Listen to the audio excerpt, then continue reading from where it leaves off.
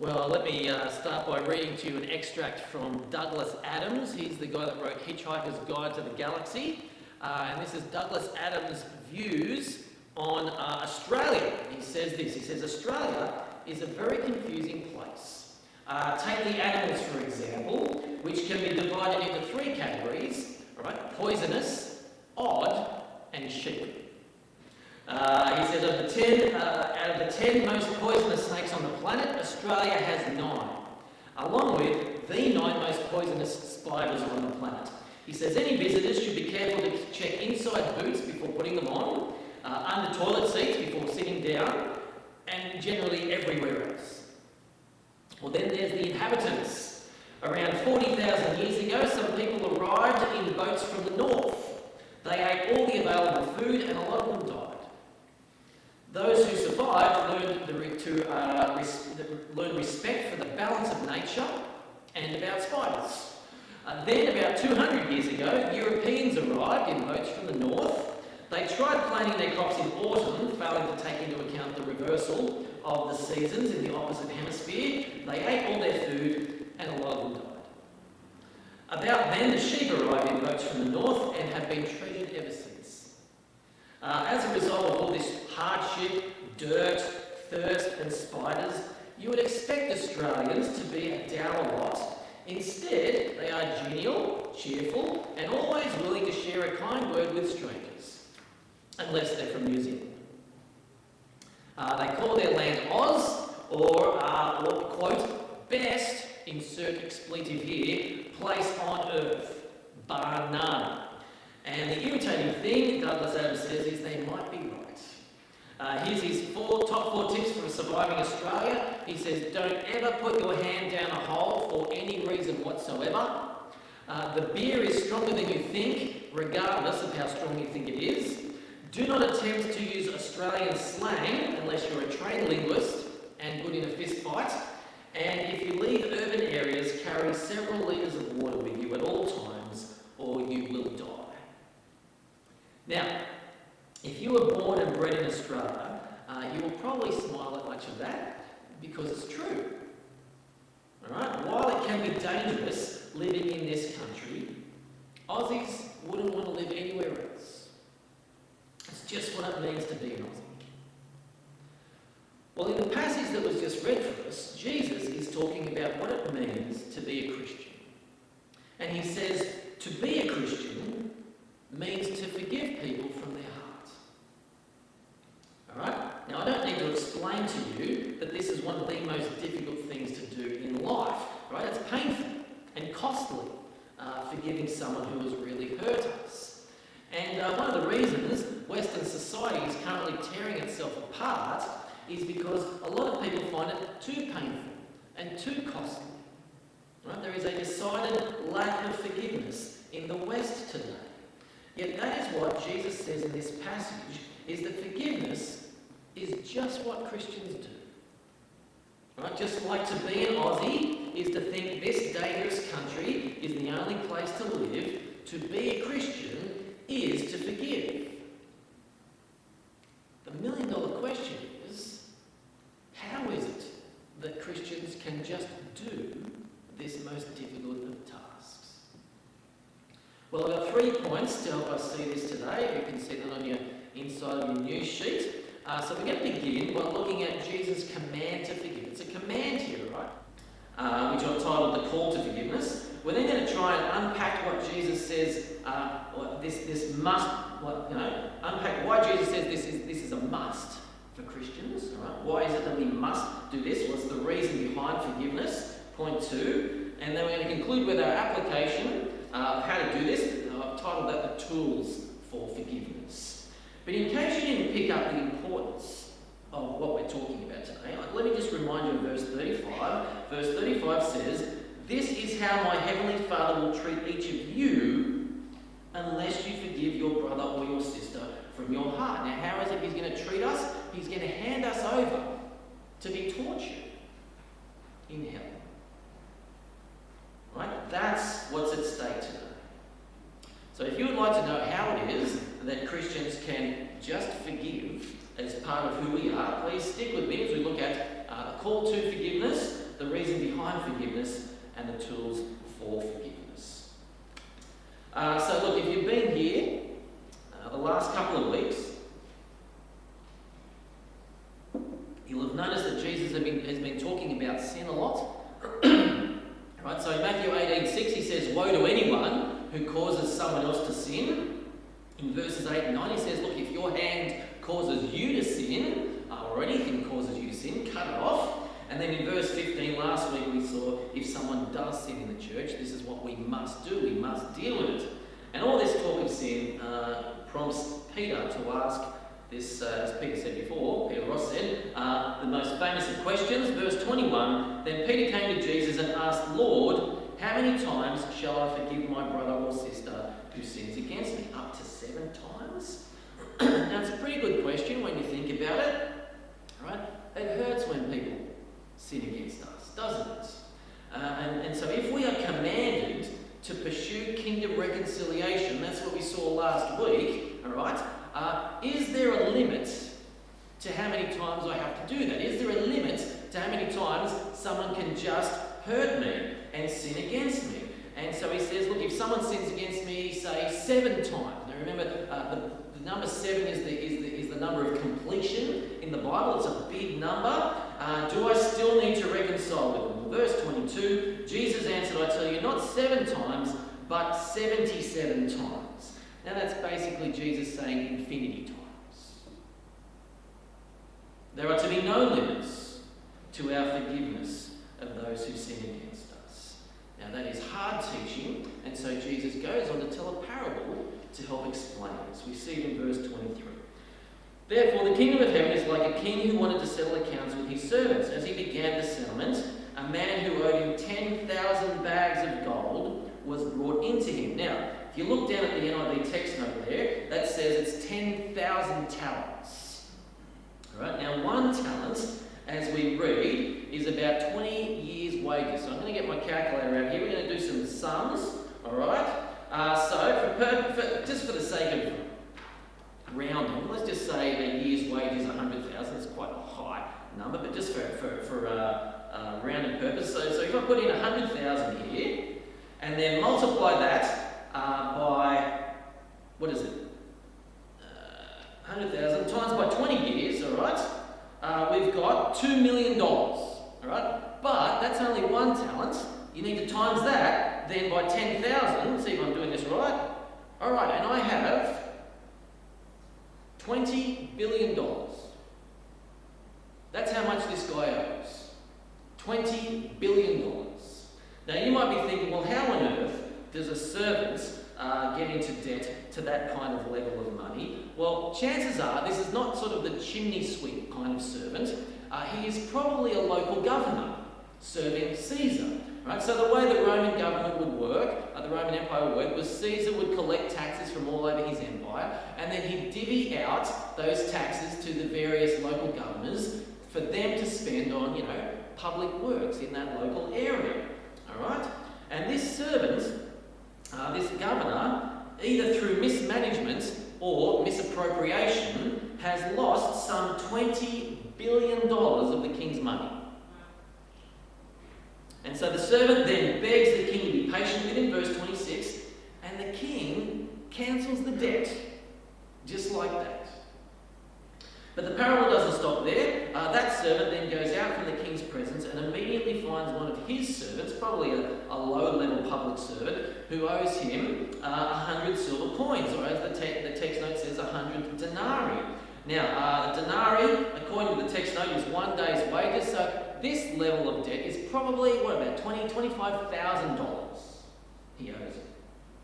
Now that's no small amount. But compared to $20 billion, it is not much to forgive. And as we read, rather than show mercy to this other servant, as he's been shown by the king, we read, but instead he refused. But he refused. Instead, he went off and had the man thrown into prison until he can pay the debt. Right? What happens next? His fellow servants see this. They go. They're rightly distressed, and they report it to the king. And we then read this, verse 32. Then the master called the servant in. You wicked servant, he said. I cancelled all that debt of yours because you begged me to? Shouldn't you have had mercy on your fellow servant just as I had on you? In anger, his master handed him over to the jailers to be tortured until he should pay back all he owes, which is never, by the way. Right? $20 billion is an impossible debt. Jesus wants to make sure we're listening though, so he finishes with this verse 35 again. This is how my heavenly Father will treat each of you unless you forgive your brother or sister from your heart. All right? The call to forgiveness does not get any more serious than that, does it? If we are not willing to forgive any who sin against us, then we should expect to be tortured in hell. Now, that all seems straightforward enough, a parable, other than the fact that it goes against everything we hear every week here at church. Right? Every single passage we've ever preached on here at Earlwood Anglican says our ticket into heaven has nothing to do with what we do, it has to do with what Jesus has done on the cross. So what is Jesus getting at here when he says if we forgive people we go to heaven, and if we don't forgive people we go to hell? Is that what he's actually saying? Well, in a word, he's not saying that's how we get to heaven. Right? If that's how we got to heaven, then it would be no point in Jesus having to come in the first place, if it was up to us. All right?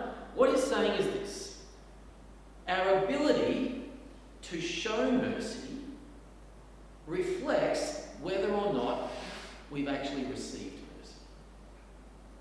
So Tim Keller puts it best. He says, what Jesus is saying is, if we don't open our heart to mercy for others, then that shows we haven't really opened our heart to his mercy.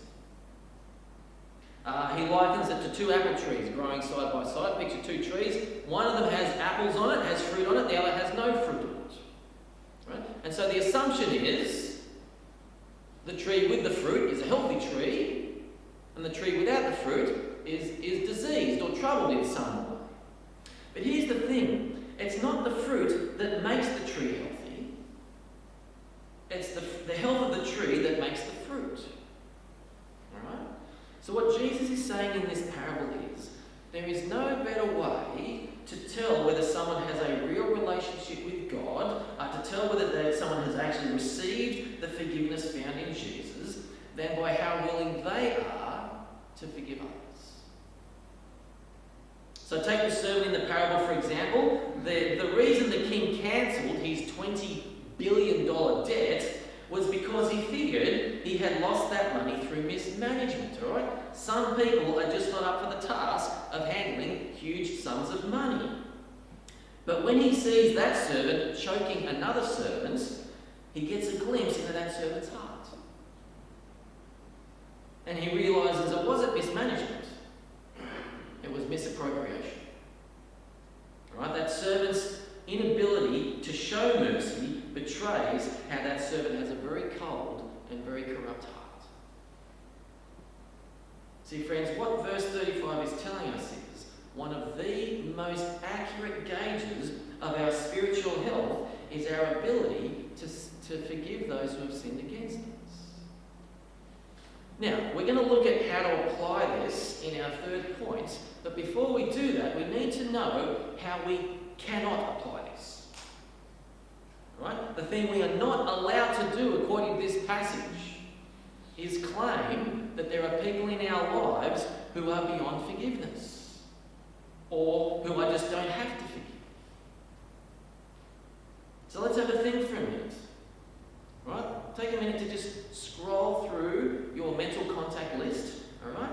And think if there is anyone in there that you might be holding a grudge against. Is there someone in our life, either past or present, with whom we may be still angry with? Is there someone we imagine sometimes wanting to give a piece of my mind to? Is there anyone in our mental contact list that we might be a little happy, just a little, if some mishap befell them? Now look, it's very important, I want us to understand, it's very important to realise that you and I, as imperfect beings, we cannot forgive perfectly, right? We are not able to take their sin as far away as the east is from the west. We can't do that as humans. And so if someone has really wronged us, there will always be some hurt residing inside of us. And so what will happen is sometimes that hurt will get triggered by something or someone. And we'll find ourselves having to forgive that person all over again. That's quite a common occurrence for humans, all right? But there's a very big difference between imperfect forgiveness and an unwillingness to even try. So friends, are there people in our lives of whom we're happy to hold a grudge against? Because if there are, at the very least, we are blocking the effects of the gospel in our life. There's a famed American pastor called Frederick Bucher, and he says of all the 7 deadly sins, he says anger is the most fun. Right? He says to lick your wounds, or to smack your lips over past grievances, to roll your tongue over the prospect of a bitter confrontation, and to savor that last morsel of pain that you hope to inflict back on them. That is a feast fit for a king. The problem, he says, is what you're actually feasting on is yourself. At absolute worst, harbouring bitterness and anger in our heart means we may not actually be saved ourselves. But at absolute best, at the best it can absolutely possibly be, we have given power to the person who wronged us. Now, they don't know they have power over us. They don't even care that they have power over us. But we have given them power because our anger and our bitterness is just white-handing us. And that's what bitterness does. It eats us from the inside. And that's why Jesus says, you must forgive as Christians. The only question left is, if we don't want that, do you want to be white-handed? Do you want to be weighed down and eaten apart by bitterness and anger? Right? If not, the million-dollar question is, how do we carry out this most difficult of tasks? Well, there's 3 tools that this passage gives us by way of application. They're all found in verse 27. First is this. We read, the servant's master took pity on him. Right? If we want to avoid the feast of fools, right? If we want to avoid getting eaten apart from the inside out, then our hearts need to go out to the person. Now, the exact opposite of this happens on social media. Alright, social media, things like YouTube, Twitter, Facebook, or as I like to call them, you-twit-face. Alright? People, what they do on social media is we like to caricature the people that have hurt us, or the people we don't agree with. Now, if you're drawing a caricature of someone, what do? Right? Even if you're being kind to that person, what you need to do is you need to find certain features that you're going to accentuate, don't you? So, picture, for example, if you had to draw a caricature of this noggin, right? What would you accentuate? Well, before you call out, let me show you. Here's one, thanks Dave, that a friend of mine did a couple of years ago, 2018. His name is Simon. Now look what he's done here. You can see it. Look at that big shiny bowling ball up top. It's even got that little curved hashtag just to show how bright and shiny my chrome is. And then he's got my jawline that looks like a cardboard box, doesn't it? Thank you, Simon. Very kind. We better take that down now before we get too distracted. That's what you do when you caricature someone, isn't it? Now, this is what bitterness does inside our minds.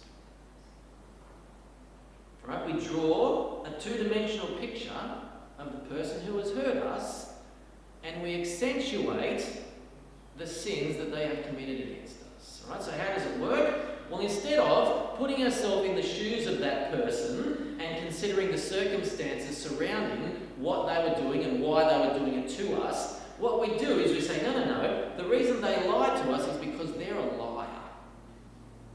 Or instead of pondering the nuances around why this person did what they did and what was possibly going on, we say, no, the reason they cheated us is because they are a cheater. Right? We're caricaturing. See, the first step in being able to forgive someone from our heart is to realise they're not a liar and they're not a cheater. Right? That is a cheap caricature. They are a real human being in real human circumstances with real human baggage. Theologian Miroslav Volf says the reason forgiveness flounders is because we exclude them from the community of humans and we exclude ourselves from the community of sinners. Now what's he getting at? He's saying forgiveness is very hard when you feel superior to the other person. They're the sinner, I'm the righteous person. Right? Jesus says instead we are to take pity on them and realise we may very well have done the same if we were in their shoes. Right, second thing the king does is, verse 27, he cancelled the debt. Now what does this mean? Because the king is still out $20 billion, isn't he? The debt doesn't just magically disappear. The only way the king can cancel this servant's debt is by absorbing that debt himself. See, when someone wrongs us, there's a debt, isn't there? There's a loss. Now, it may be a loss of money, but more likely a loss of reputation, all right? Or your feelings are hurt, or you've missed out on some opportunity, or your friendship is broken down, whatever it might be. See, when someone really wrongs us, there is a loss. There is a debt. The question is, what are we going to do about that debt? Well, there's only two options. Either we pay the debt, or we make them pay the debt. Now, the way we make them pay the debt is by hurting them in similar ways to how they hurt us, all right? Many different ways. We start gossiping about them, slandering them behind their back. We make funny insults in front of others about them. We withhold our friendship or our kindness from them. We berate them about other things and make them feel terrible. Or we just hope on the inside that some misfortune befalls them and quietly celebrate if it does. Plenty of ways to make them pay for their debt.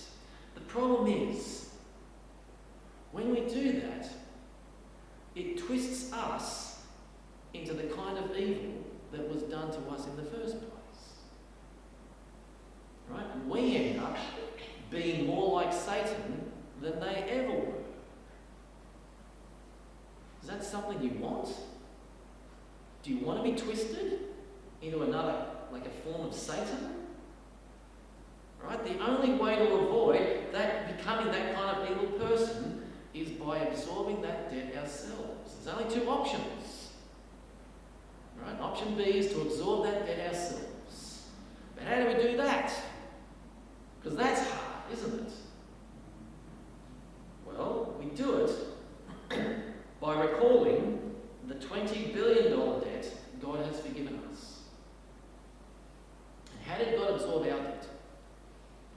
What did it cost him? It cost him that which was most valuable to him. Now let's have a think about that for a second. Alright?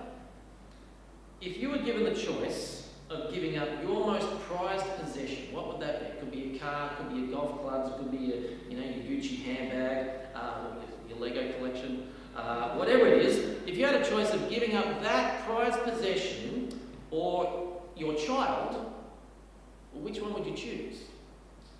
Like, of course, you'd give away your possession, wouldn't you? Do anything for your child. But what if it was a choice out of all your possessions? Your house, your phone, your clothes, your bank account, versus your child. Well, you'd still keep your child. You'd do anything.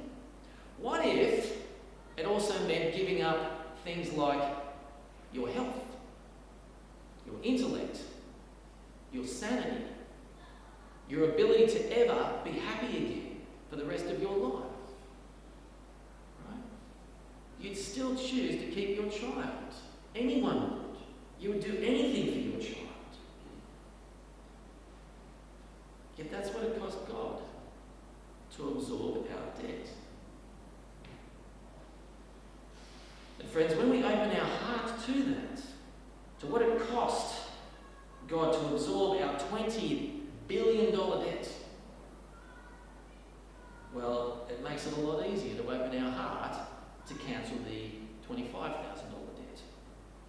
Not a small debt, but insignificant compared to what we have been forgiven.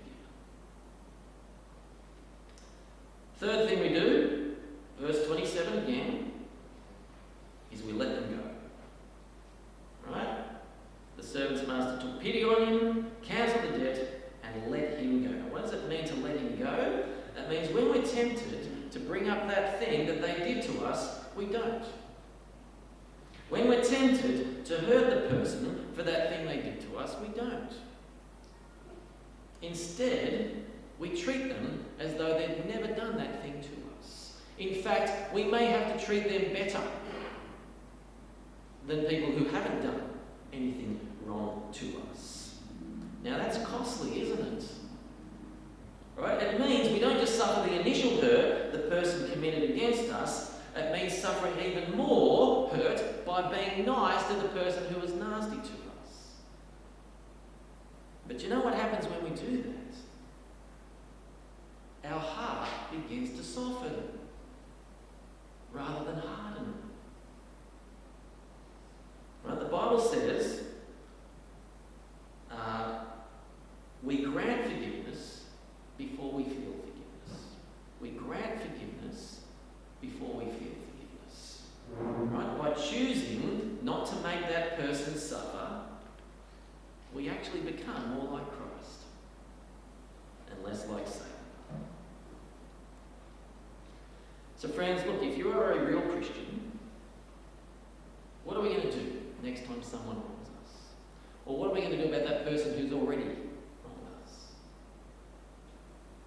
Jesus says we've got to put ourselves in their shoes. We're going to open